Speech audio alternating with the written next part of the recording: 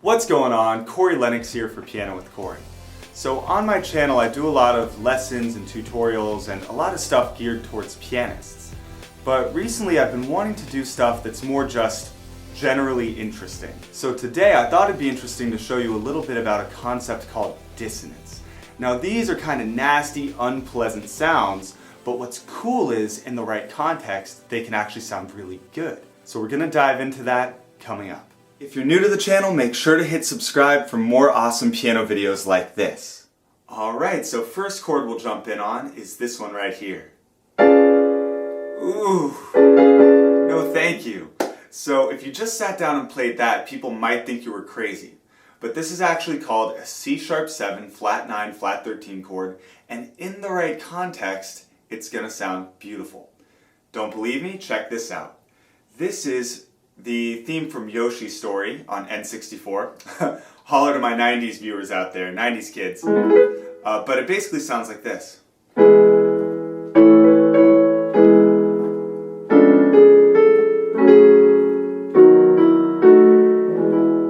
So did you hear it? It was right there in the middle.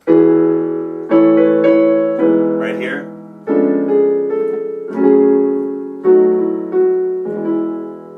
Pretty nice, right? Okay, let's move on to our second example and check this one out. So this is called an A-flat augmented chord. And on its own, it sounds kind of funky, right? But in context, this is from Clair de Lune, it's going to sound beautiful. Right there. It's gorgeous going into that next chord. It's all about how you resolve the dissonance. So yeah, if we sat here all day doing augmented triads, it might sound kind of rough. But in the right context, it can really work. So Chopin uses it like this. But in context, I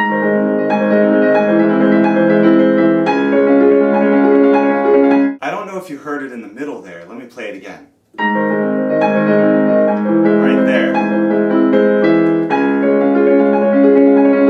I love it. It went from question mark to like, hey, that sounds really good. So let's do one more example here. And the last one is going to be from an anime called Cowboy Bebop. And the main theme is called Tank. It sort of has this walking bass line.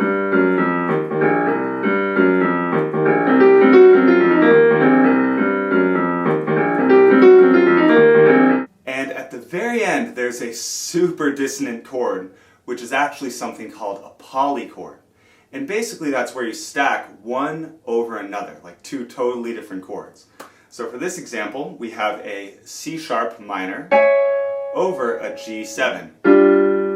And if you're thinking, those sound very different, you're totally right. They sound really interesting together. Ooh, I don't know about that.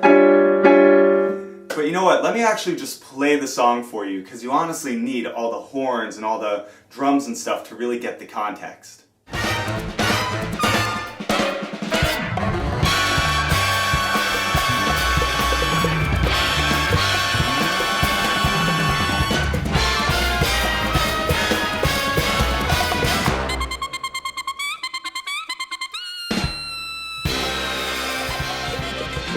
Tasty, I love that. And I know that's not going to be everyone's cup of tea, because even in context that's still pretty dissonant, but it's just one more example of how it's not as black and white as people think. So I'm a total nerd because I think it's awesome that we can have a chord that sounds so bad, but then with the proper context, it totally changes into something beautiful.